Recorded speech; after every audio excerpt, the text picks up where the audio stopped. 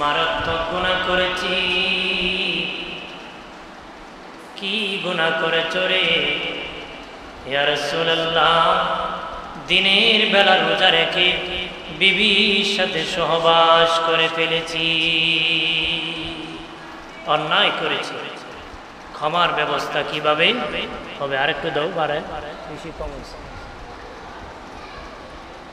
কি হয়েছে? মারাত্মক অপরাধ করেছি।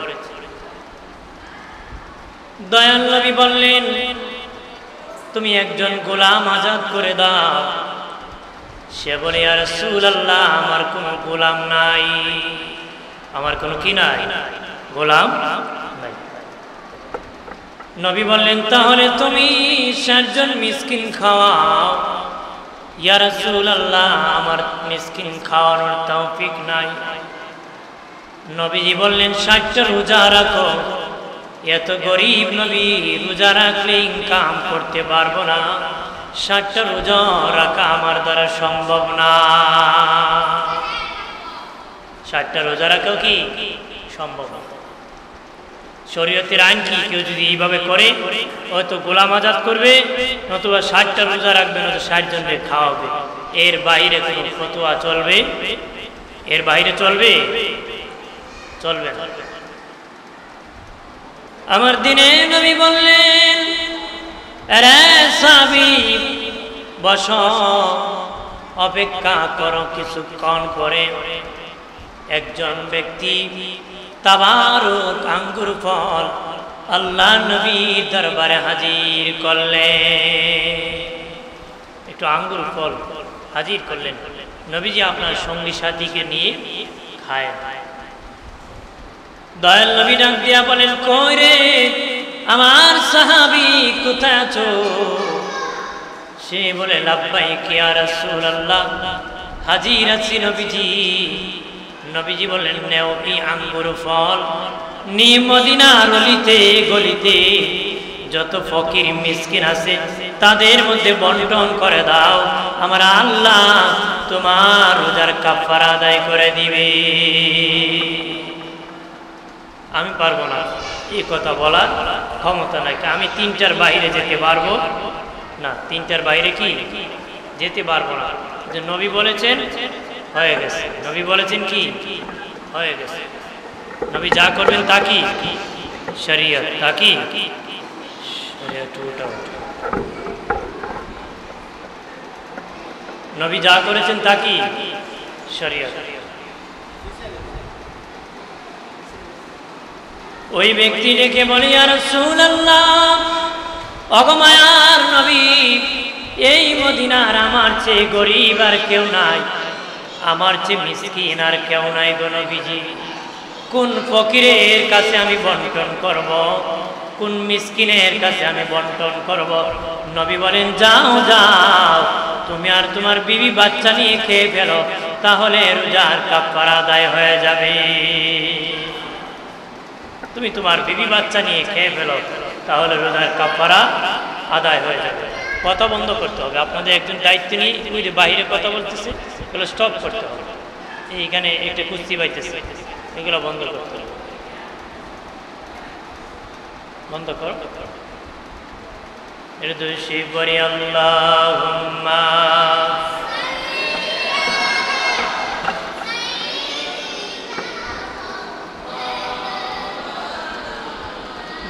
মুহাম্মাদ ওয়া আলা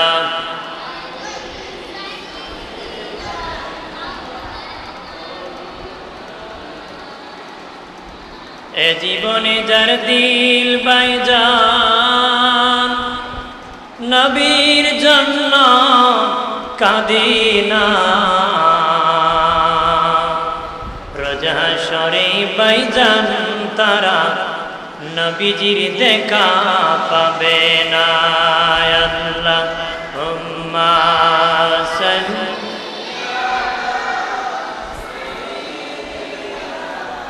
মাওলানা মুহাম্মদ ওয়া আলা আলি।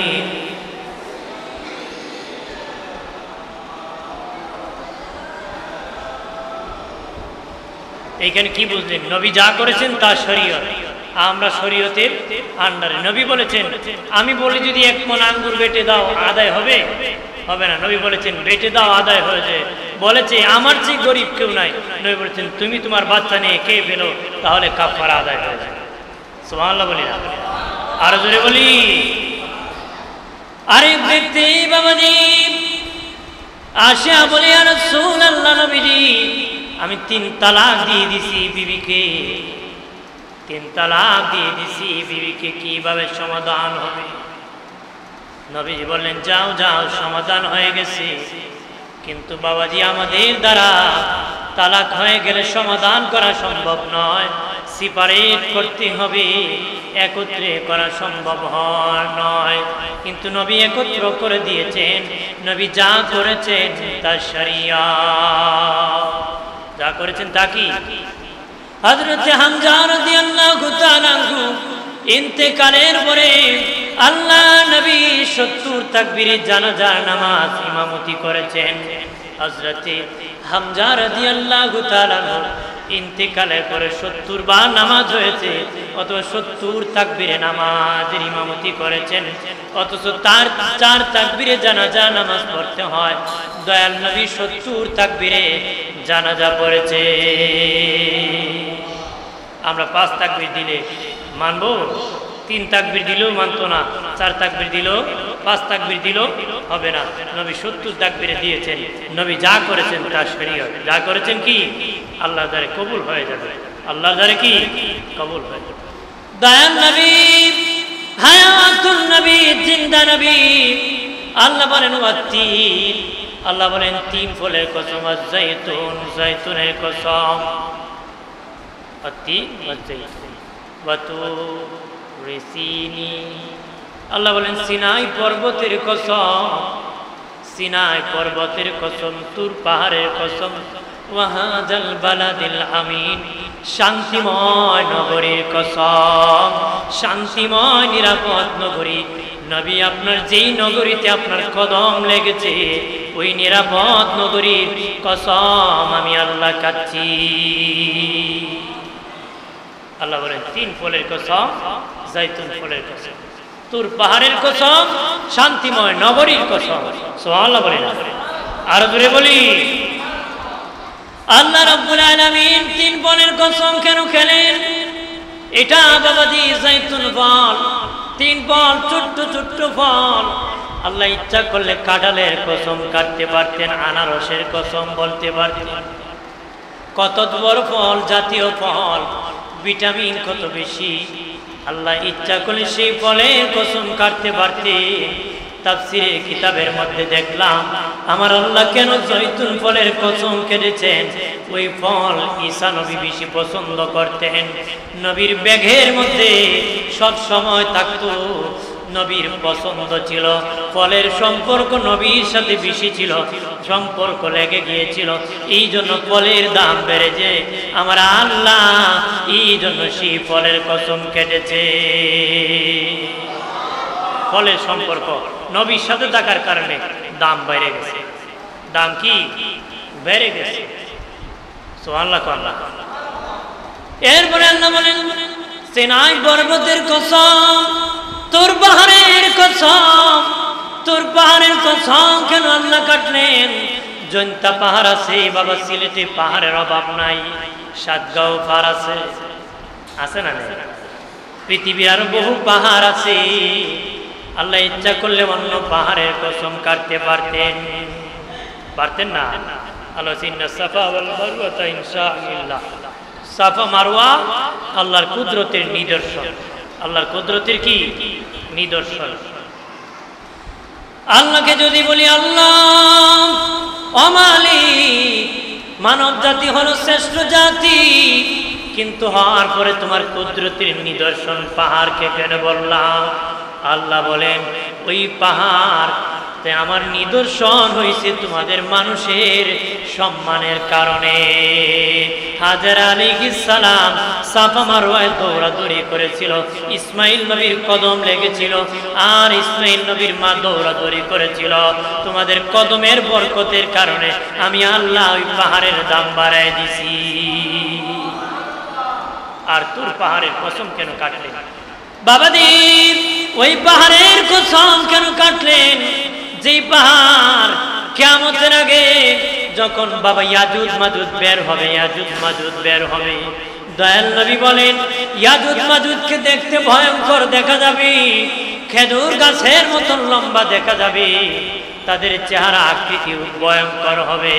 আল্লাহর নবী বলেন তাদের কান এত বড় হবে, একটা কান দিয়ে লেপ বানাবে, আরেক কান দিয়ে তুষক বানাবে, বানায় তারা শুয়ে থাকবে, এত ভয়ঙ্কর হবে। দিনে নবী বলেন তখন ঈসা নবী পৃথিবীর মধ্যে আসবেন। আল্লাহ বারে তাআলা তখন ঈসা নবীকে বলবেন, আরে ঈসা পয়গম্বর, ঈসা নবী আসার পরে সব মুনাফিক শেষ হয়ে যাবে, সব বেঈমান ধ্বংস হয়ে যাবে, দাজ্জাল ধ্বংস হয়ে যাবে, শুধু ঈমানদার থাকবে, কোনো বেঈমান থাকবে না। আল্লাহ বলবেন, এই ঈসা আমার ঈমানদার বান্দা বান্দিকে নিয়ে তুমি তুর পাহাড়ের মধ্যে উঠে যাও। তুর পাহাড়ের মধ্যে সবাই উঠে যাবে ঈমানদার। ইমাম মাহদী আলাইহিস সালাম, ঈসা আলাইহিস সালাম সহ তুর পাহাড়ের মধ্যে আল্লাহ বেষ্টন করে দিবে। তখন ইয়াজুজ মাজুজ বের হবে, বের হয়ে তারা একদল প্রথম বের হবে, বের হয়ে তারা দেখবে মানুষ নাই। তারা বলবে শুনেছিলাম এই দুনিয়াটা মানুষে ভর্তি, ভাবলাম মানুষ ধরে খাবো, এখন দেখি কোনো মানুষ নাই, কি খাবো রে? তখন দুনিয়ার যত গাছ আছে, যত সবুজ গাছ আছে, তারা ছাবায় ছাবায় খেয়ে ফেলবে, মূলার মতন উপরে বাবা তুলার মতন রুই রুই করে তারা খেয়ে ফেলবে দুনিয়ার সব গাছ বৃক্ষ তরলতা। এরপরে আরেক গোষ্ঠী ইয়াজুজ মাজুজ আসবে, তারা বলবে শুনেছিলাম পৃথিবী সবুজ পৃথিবী, এখন দেখি কিছু নাই, কি করব? তখন খালে বিলে নদী নালের পুকুর পালার সমুদ্রের যত পানি ছিল তারা এক টান দিয়ে সব শুকায় খেয়ে ফেলবে। কথা বোঝা যায়নি? কথা হয় না, বোঝা যায়নি? একটু খেয়াল করবেন, আমি বেশি লম্বা করব না, বিরক্ত করব। কি করে কি বল, কম বোঝা যায়, ফ্যানের আওয়াজ তো, আর বিল্ডিং এ প্রতিধ্বনি, বিল্ডিং এ কি প্রতিধ্বনি হবে, একটু খেয়াল করতে হবে, একটু খেয়াল করতে হবে আমার ভাইয়ের আমার। এরপরে ইয়াজুজ মাজুজের ঘাড়ের মধ্যে একটা ঘা হবে, ইয়াজুজ মাজুজের ঘাড়ের মধ্যে একটা ঘা হবে, রোগ হবে, পছন্দ ধরবে, সেই রোগের কারণে তারা মারা যাবে। আমার আল্লাহ বলবেন ঈসা যাও রে, ইয়াজুজ মাজুজ খতম হয়ে গেছে, তুমি তুর পাহাড় থেকে নেমে যাও, তুর পাহাড় থেকে কি নেমে যাও। ঈসা নবী তুর পাহাড় থেকে নামিয়া বলবে আল্লাহ ইয়াজুজ মাজুজ মরে পচে গলে দুর্গন্ধ জমিনে, এই জমিন বসত বাড়ির মতন উপযোগী নাই, দুর্গন্ধে টিকতে পারতেছি না গো আল্লাহ, কিভাবে বাস করব? আমার আল্লাহ তখন একদল পাখি পাঠাবেন, এক একজন পাখি এক একজন ইয়াজুজ মাজুজকে উঠায় নিয়ে যাবে। আল্লাহ নবী বলেন তারা উঠায় কোথায় ফেলে দিবে আল্লাহ ছাড়া কেউ জানে না রে। আল্লাহ আসমান থেকে বৃষ্টি নাজিল করে জমিনকে ক্লিন পরিষ্কার করে দিবে, নদী নালা সমুদ্র সাগর পানিতে ভরপুর হয়ে যাবে। আমার আল্লাহ তুর পাহাড়ের কসম কেন কেটেছে?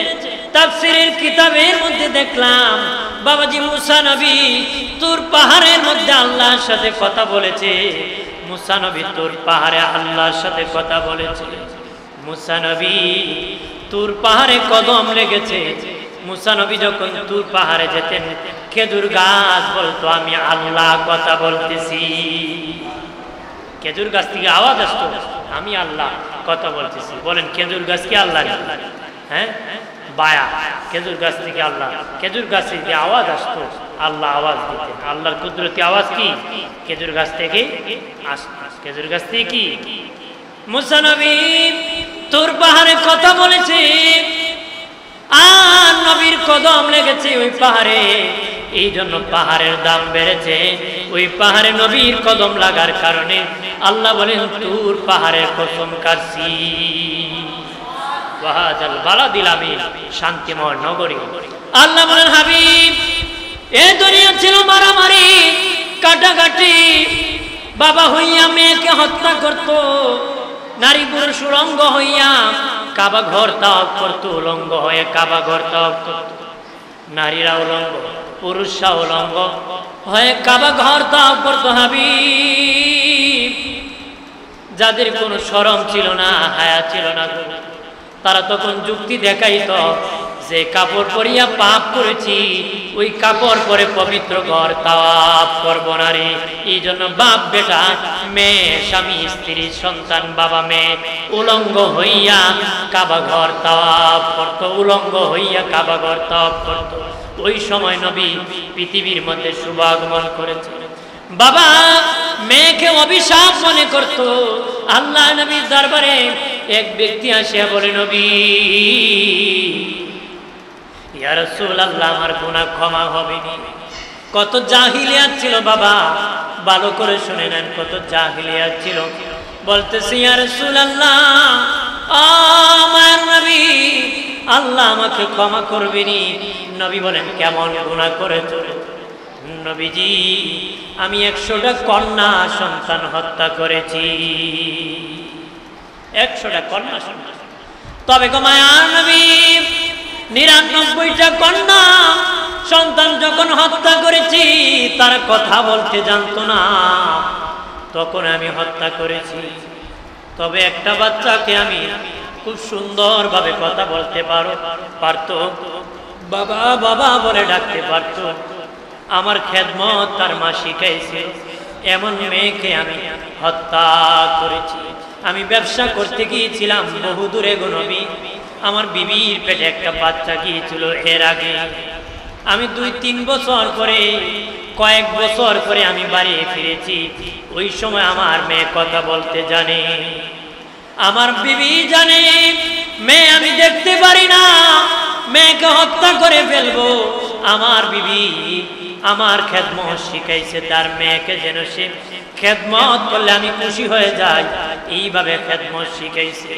বাবা এমন দরদি ডাক শিখাইছে যেন আমার দিল নরম হয়ে যায়। নবীজি আমি আসার পরে আমার মেয়ে বাবা বাবা বলে ডাকে, আমার পানি এগিয়ে দে, খাবার এগিয়ে দেয়, এইভাবে আদর করতেছে নবীজি। ওগো মায়ার নবী, ও দিনের নবী, তখন আমার মন গলে নাই। আমি বলি, অভিশাপ মেয়ে কেন হলো?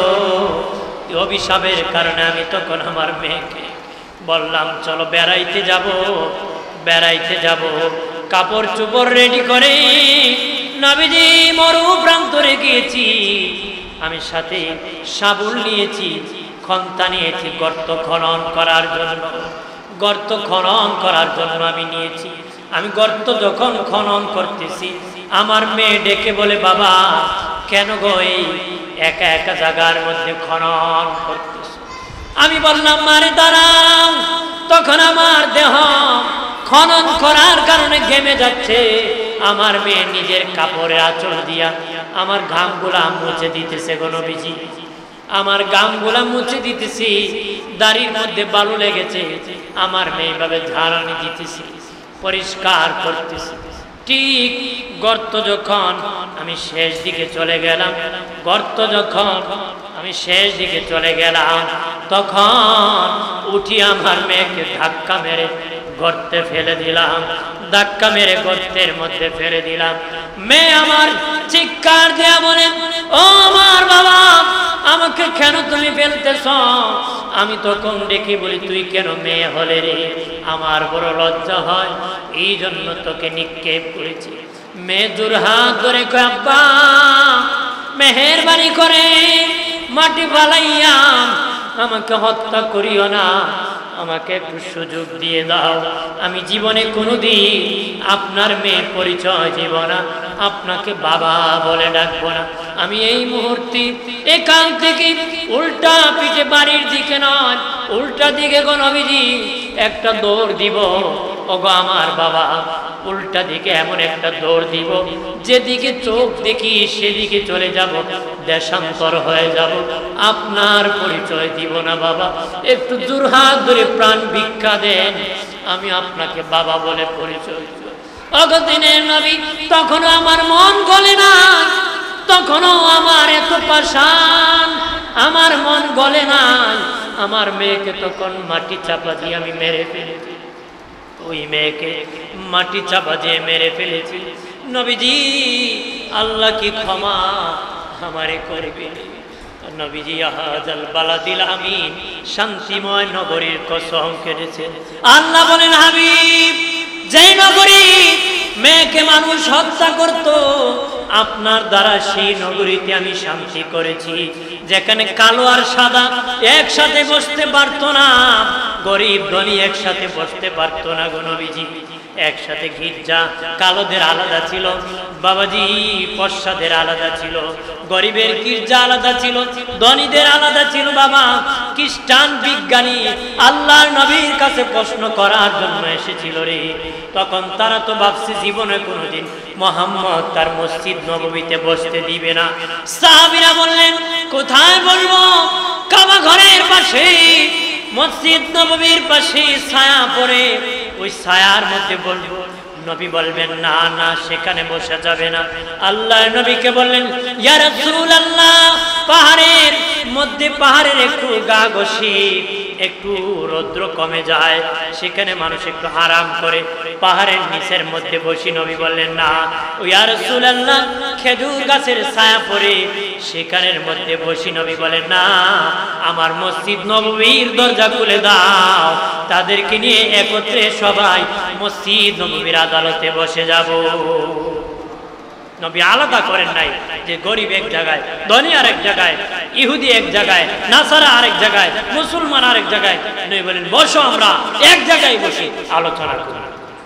সুবহানাল্লাহ কও, আর জোরে কও।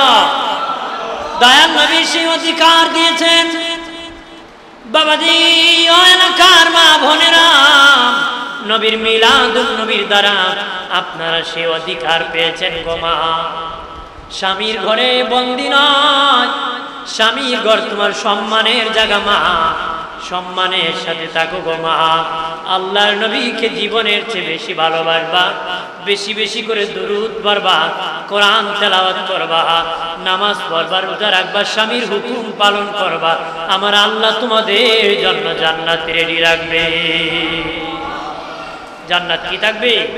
রেডি আছে। একটু দুই শরীফ পড়ি, সাল্লাল্লাহু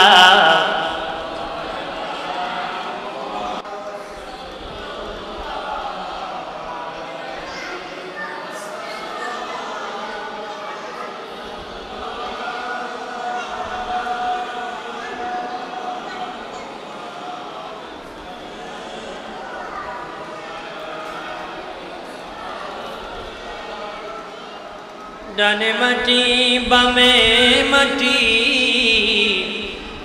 মাটি হবে বিছানা, ওপরেতে বাঁশের ছানি, আলু বাতাস লাগবে না। সাল্লাল্লাহু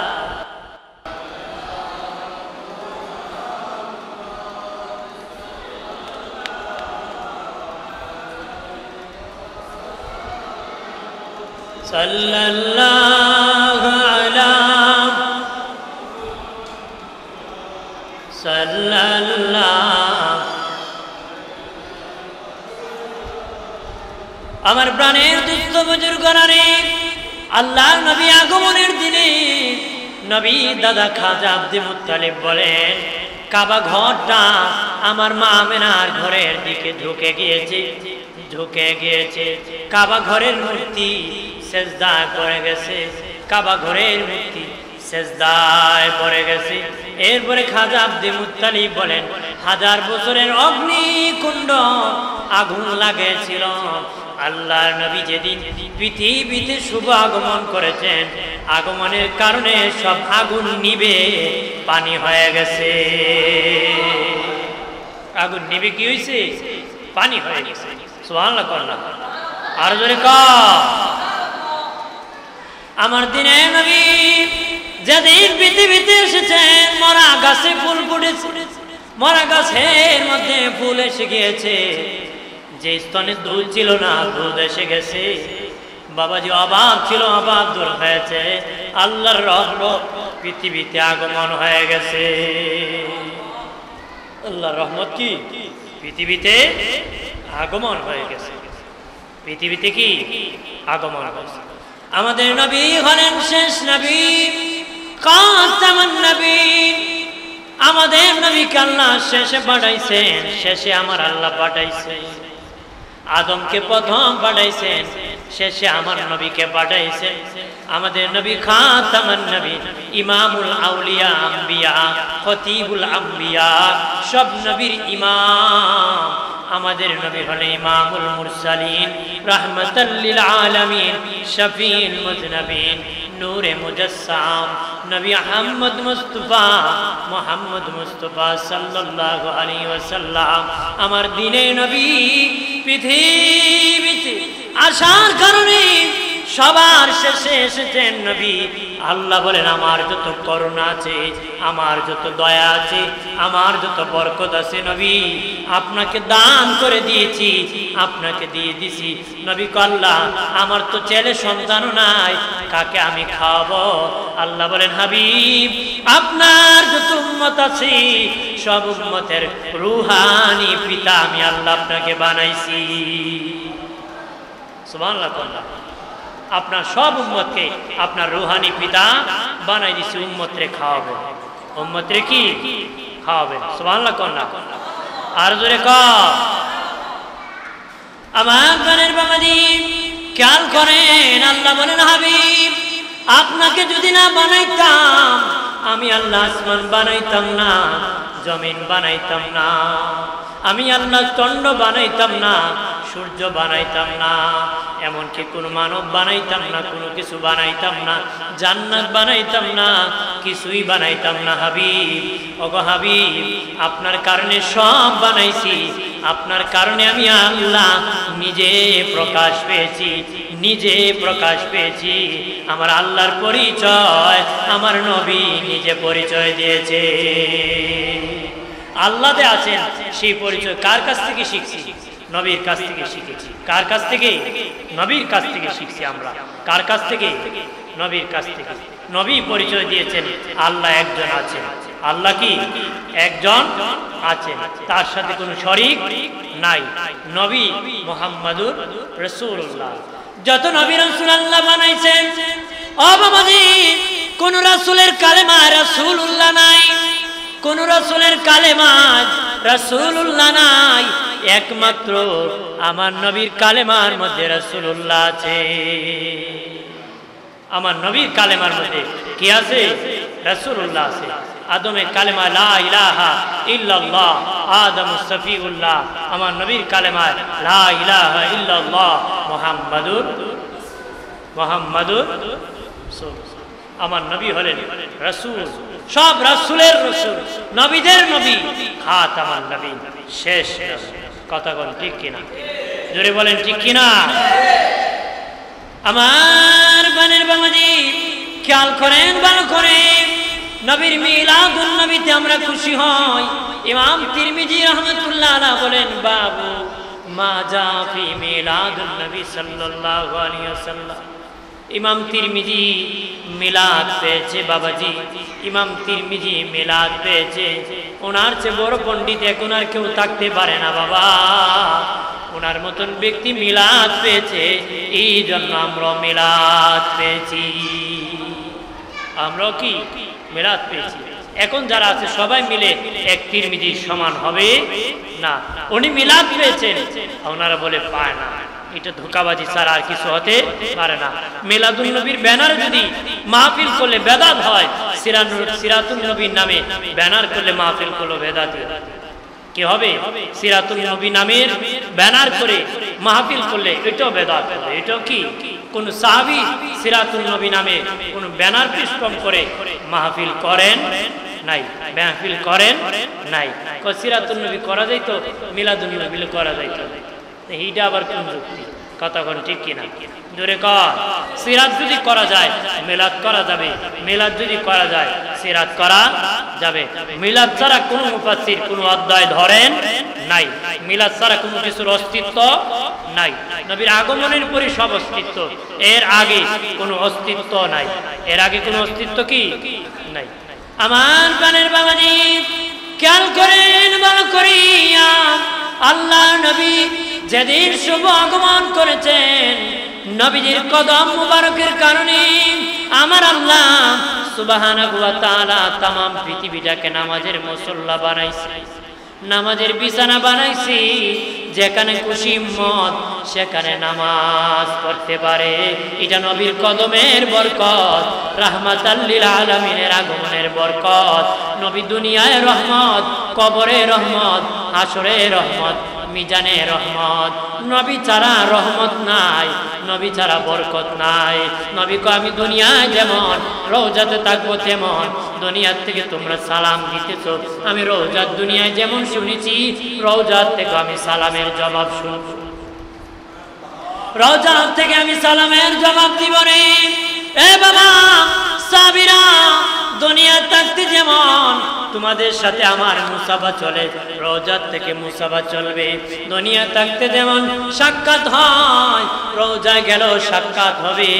তোমরা আমার ইন্তেকালের পরে কান্না করবা না রে, ডিসটেন একটি উপরে মাটি থাকবে, এটি পরিবর্তন আর কিছু না। আমি তোমাদের সাথে সাক্ষাৎ দিতে পারবো। আরো জোরে বলি, আরো জোরে বলি। খেয়াল করেন ভালো করে, দয়াল নবী ১৫০০ বছর আগে বিদায় হয়েছেন। নবীজি বিদায়ের পরেও এই টুপি আল্লাহর নবীর দেওয়া আমানত আমাদের মধ্যে আছে, আছে কিনা? নবী দেওয়া আমানত দাড়ি আমাদের কাছে আছে, নবী দেওয়া আমানত জুব্বা আমাদের কাছে আছে, নবী দেওয়া আমানত নামাজ, এই নামাজ আমাদের মধ্যে আছে, নবী দেওয়া আমানত রোজা আমাদের মধ্যে আছে, নবী দেওয়া আমানত হজ মধ্যে আছে, নবী দেওয়া আমানত যাকাত যাদের টাকা আছে তাদের মধ্যে আছে, নবী দেওয়া আমানত দান করা। বাবাজি, যারা দান তৌফিক আছে তাদের মধ্যে সে আমানতদারি আছে। সত্য বলা ছেড়ে দেওয়া, এটা আল্লাহর নবীর দেওয়া আমানত। সৎ পথে চলা, অসৎ পথে না চলা, মিথ্যা কথা না বলা, খারাপ কাজ না করা, হারাম কাজ না করা, নবীর আদেশ মানা, নিষেধ মানা। উম্মতের কাজ, উম্মত কাকে বলা হয়? যে নবীর পথ মত মেনে নিবে সেই ব্যক্তি আল্লাহ নবীর উম্মত হবে। যে পথ মত মানবে, নবী রেখে গিয়েছেন, কতক্ষণ ঠিক কিনা?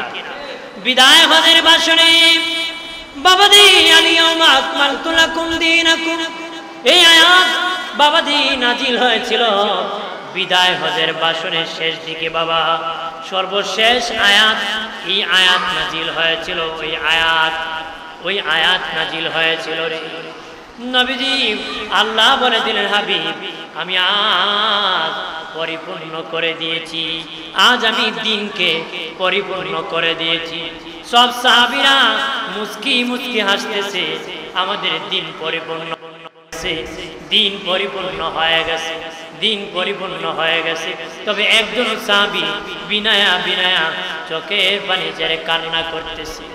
সব সাহাবীরা হাসে, আর একজন সাহাবী, ওনার নাম আবু বকর সিদ্দিক রাদিয়াল্লাহু তাআলা আনহু, উনি বিনায় বিনায় কাঁদতেছে, বিনায় বিনায় কাঁদতেছে। তখন সাহাবীরা বলে, আবু বকর ভাই কেন গো বিনায় বিনায় কাঁদতেছো? সিদ্দিক আকবর বলে, তোমরা খুশি হইতে পারছো, আমি খুশি হইতে পারি নাই। দিন পরিপূর্ণ হয়ে গেছে, আমার মনে হয় আমাদের নবী আমাদেরকে ছেড়ে চলে যাবে, এই দুঃখে আমি কান্না করতেছি। আমি আবু বকর এই দুঃখে কান্না করতেছি। সূরা নসর যখন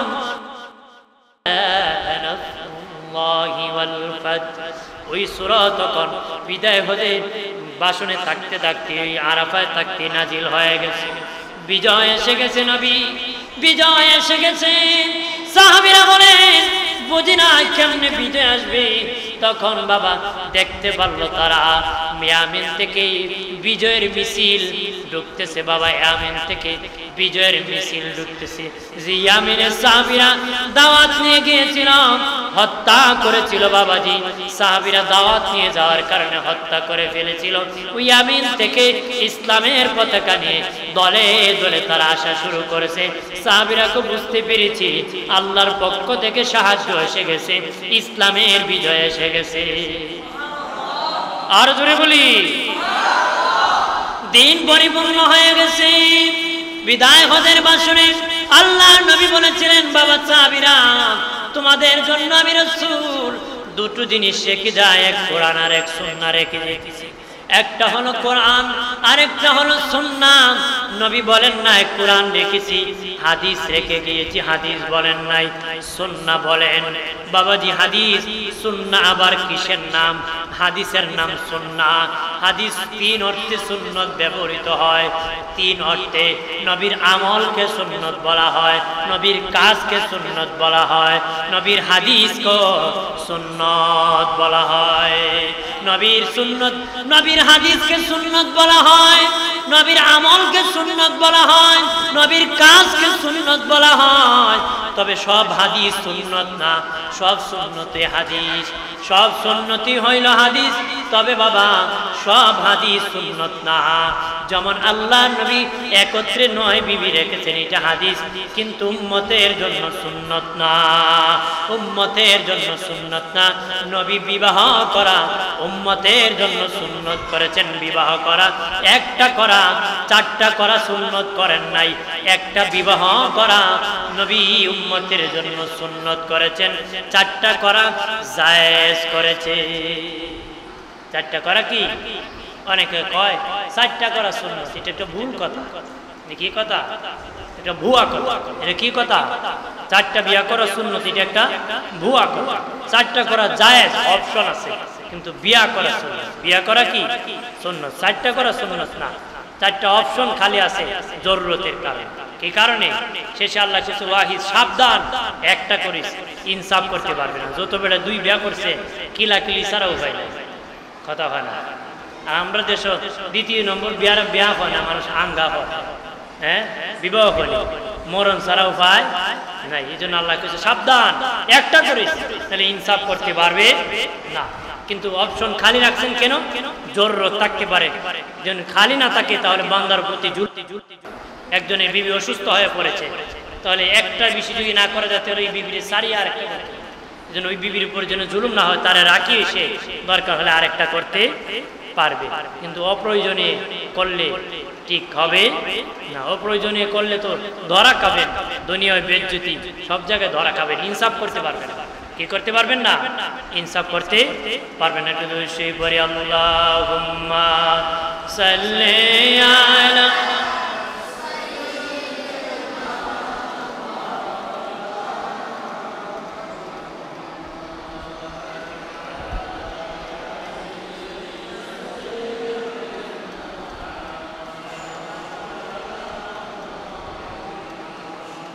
আমার বানের বাবাজি, নবীজি আগমনের কারণে আমার আল্লাহ রহমত নাজিল করেছে। আল্লাহর নবীর আগমনের কারণে আমার আল্লাহ আমাদের জন্য বরকত দান করেছে। আগে গজব আসতো, লানত আসতো, ডাইরেক্ট পানিশমেন্ট আসতো।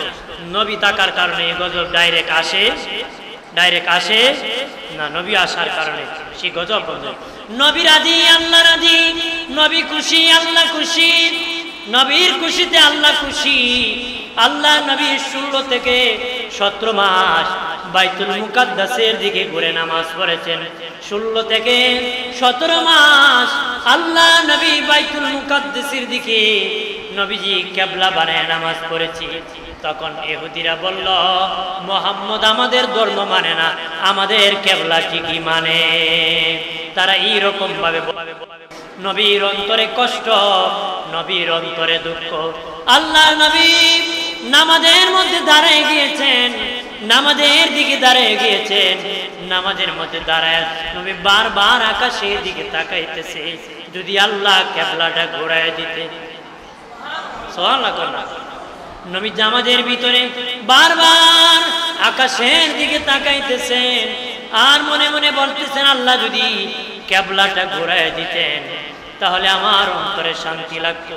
আল্লাহ তখন বলে, হাবিব, যেই দিকে খুশি আপনি সেই দিকে ঘুরে যান, আমি আল্লাহ সেই দিকটা আপনার জন্য কিবলা বানায় দিব। ওগো হাবিব, আপনি যেই দিকে খুশি সেই দিকে ঘুরে যান, আমি আল্লাহ সেই দিকে কিবলা বানায় দিব। সুবহানাল্লাহ বলেন না। বর্তমান যে দিকে আমরা নামাজ পড়ি, আল্লাহর নবী কাবার দিকে তখন তাৎক্ষণিক ঘুরে গেলেন। নামাজের ভিতরে 2 রাকাত নামাজ পড়েছিলেন বাইতুল মুকাদ্দাসের দিকে। নবীজি 2 রাকাত নামাজ বাইতুল মুকাদ্দাসের দিকে পড়েছিলেন, বাকি 2 রাকাত নামাজ কাবার দিকে পড়েছেন। নবী ঘুরেছেন নামাজে, সাহাবীরা নবীর সাথে ঘুরে গিয়েছে। কোন সাহাবী প্রশ্ন করে নাই কেন নবী ঘুরলেন। নবী ঘুরে গেছে, তারাও নবীর সাথে ওই কিবলার দিকে ঘুরে গেছে। আল্লাহ কো নবী, আপনার যেদিকে খুশি, আপনার যেদিকে রাজি সেদিকে ঘুরে যান, আমি আল্লাহ আপনার জন্য কিবলা বানায় দিব। দয়াল নবী যখন ঘুরে গেলেন, আজও আমাদের জন্য ওই দিক কিবলা বানায় দিছে। নবী সেদিন ওই দিকে ঘুরে গিয়েছেন, আজও আমাদের জন্য এটা কিবলা, আজও আমাদের জন্য কি কিবলা বানাই দিছে। নবীজি নামাজের মধ্যে ঘুরেছেন, কোন সাহাবী বলে নাই যে নবী কেন ঘুরলেন, পাল্টা প্রশ্ন করে নাই, বলে নাই কই যাইতেছেন, আমরা তো করে ইমাম সাহেব কই যায়, কতক্ষণ ঠিক কিনা। দয়াল নবী যেভাবে হুকুম করেছেন, নবীজি বলেছেন যাও। ও বাবাজি, একদল লোক মসজিদ বানাইছে, মসজিদ বানাইয়া নবীকে দাওয়াত করেছে, আপনা দিয়ে উদ্বোধন করব। নবীকে দিয়ে উদ্বোধন করবে, তারা বাবাজি মেহরাব বানাইছে গর্ত খনন করে, মেহরাব বানাইছে গর্ত খনন করে, হালকা একটা কিছু দিয়েছে। নবীরে কো নবী, আমরা মসজিদ বানাইছি, আপনাকে দিয়ে প্রথম নামাজ উদ্বোধন করব। নবীজি রেডি হবেন, কিন্তু বাবাজি ওই যে মিম্বর শরীফ মেহরাব বানাইছে, তারা অনেক গভীরতা করে মেহরাব বানাইছে, আর এখানের মধ্যে হালকা কিছু রাখছে। নবীজি এখানে দাঁড়ালে তারা চাপ মেরে গর্তে ফেলে দিয়ে মাটি দিয়ে দিবে। আল্লাহ আয়াত নাজিল করেন, 11 পারার মধ্যে বলে দিয়েছে, মসজিদে জিরারের আলোচনা আছে। আল্লাহ বলেছেন, হাবিব এই মসজিদ আপনি ভেঙে ফেলে দেন, এটা মুনাফিকের মসজিদ। তখন আল্লাহর নবী সাহাবীদেরকে বলেন, সাহাবীরা যাও, অমুক মসজিদ তোমরা ভেঙে ফেলে দাও। কোন সাহাবী বলে নাই ইয়া রাসূলুল্লাহ কেন ভাঙবো, কি জন্য ভাঙবো, পাল্টা প্রশ্ন নয়। নবীজি বলেছেন ভেঙে ফেলে দাও। তারা দৌড়ে যায় ওই মসজিদ ভেঙেছে, এটা মুনাফিকের মসজিদ, এই জন্য ভেঙে ফেলে দিয়েছে। তারা ষড়যন্ত্র করে বানাইছে নবীরে ফালায়া মারবে, রাখে আল্লাহ মারে কে, রাখে আল্লাহ মারে কে। আবু জাহেল কত কষ্ট দিয়েছে, যন্ত্রণা দিয়েছে কিনা। নবী কষ্ট দিয়ে কি তার সফলতা পাইছে? সফলতা পাবে না। নবীর পাশনে সফলতা আছে, কথা কোন ঠিক কিনা। আমার নবী হলেন রহমতের নবী, এই নবীর দ্বারা রহমত নাজিল হয়েছে, কথা কন ঠিক কিনা। মা আমেনা বলেন, আমার বাবা মুহাম্মদ যেদিন পৃথিবীতে এসেছে, দুনিয়ার সন্তান মায়ের নির্ধারিত জায়গা দিয়ে পৃথিবীতে আসে, আমার বাবা বাম পাজরের নিচ দিয়ে পৃথিবীতে শুভাগমন করেছে। দুনিয়ার সন্তানের নার কাটতে হয়, আমার বাবা নার কাটা অবস্থায় এসেছে। দুনিয়ার সন্তানের খতনা করতে হয়, আমার বাবা খতনা অবস্থায় এসেছে। দুনিয়ার সন্তান উলঙ্গ আসে, আমার বাবা কাপড় পরিধান অবস্থায় এসেছে। দুনিয়ার সন্তান ওয়াহ ওয়াহ করে কান্না করে, আমার বাবা উম্মতি বলে কান্না করেছে। দুনিয়ার সন্তান দুর্গন্ধ ছড়াইতে ছড়াইতে আসে, আমার বাবা মুহাম্মদ মেশকের গান ছড়াইতে ছড়াইতে পৃথিবীতে শুভাগমন করেছে। মেশকের গান ছড়াইতে ছড়াইতে দয়াল নবী পৃথিবীতে শুভাগমন করেছে। সুবহানাল্লাহ বলেন না, আর জোরে বলি। এই জন্য নবীর আদর্শ আখলাক আমাদের কি মিলাদুন নবীতে অঙ্গীকার নিতে হবে। আমার বাকি জিন্দেগি নবীর সুন্নতি নববীর আদর্শে কাটাবো, নাকি কাটাবো? দাড়িটা রাখবো, টুপিটা লাগাবো, পাঞ্জাবি পরবো, নামাজ পড়বো, আর এরপরে খালি মিশা কথা বলবো, নাকি তা হবে? হ্যাঁ, দাড়ি টুপি জুব্বা লাগাইয়া খালি মিশা কথা মাতলাম। হ্যাঁ, আস্তাগফিরুল্লাহ আস্তাগফিরুল্লাহ হয়, মিশম আছে আবার হয়। আমি তো নামাজ পড়ি, আমরা রোজা রাখি, সুন্নিরা আবার কিতা করে, কিতা হয় আমরার মধ্যে সুন্নতের অভাব নাই, এরার তো নাই, কিতা না কয়। আপনার এখন এই কথা খৌরার দাড়ির কোনো দাম আছে? দাড়ি টুপি কি কেউ দেখে ফেললে কেউ রাখে? কার ভালোবাসা রাখবো? কথা বলা, নবীর ভালোবাসা রাখবো। কোন ব্যক্তিকে কি করে এটার সাথে আমার কোনো সম্পর্ক নাই। একজনকে বলতে পারি ভাই রাখেন, কিন্তু আমি করি বেটা তুই খারাপ, এই কথা বলা যাবে? কাউকে খারাপ বলা যাবে? হয়তো উপরে দেখেছেন ওই লোকটা গুনাহ বাস্তবে আছে, ভিতরে গুনাহ নাও থাকতে পারে। আমার দেখতে পারেন উপরে গুনাহ নাই, ভিতরে গুনাহ থাকতে পারে। অর্থাৎ প্রকাশ্যে কারো, অনেকের প্রকাশ্যে গুনাহ দেখা যায়, গোপনে নাই। অনেকের আবার প্রকাশ্যে সব দেখা যায়, গোপনে গুনাহ ভর্তি থাকে। কথা কোন আছে কিনা? ধরে কর, আমরা হলো উম্মতে মুহাম্মাদি, প্রকাশ্য গোপনে যেন আমাদের কোনো গুনাহ না থাকে। প্রকাশ্যও না, গোপনেও না। দেখলেও উম্মত মনে হয়, কথায় উম্মত মনে হয়, কাজেও যেন উম্মত মনে হয়। কথা কাজে যেন উম্মত মনে হয়, লেবাসে উম্মত মনে হয়, সুন্নতে নববীর আদর্শ আমাদের যেন উম্মত মনে হয়। বলেন মসজিদে ঢুকতে কোন পা দেওয়া লাগে? কথা হইল না, কোন পা দেওয়া লাগে মসজিদে ঢুকতে? হ্যাঁ জানুন না? মসজিদে ঢুকার সময় কোন পা দেওয়া লাগে? প্রথম কোন পা? কথা কোন পা? ডান পা। বের হওয়ার সময় কোন পা? কথা বল, বের হওয়ার সময় কোন পা?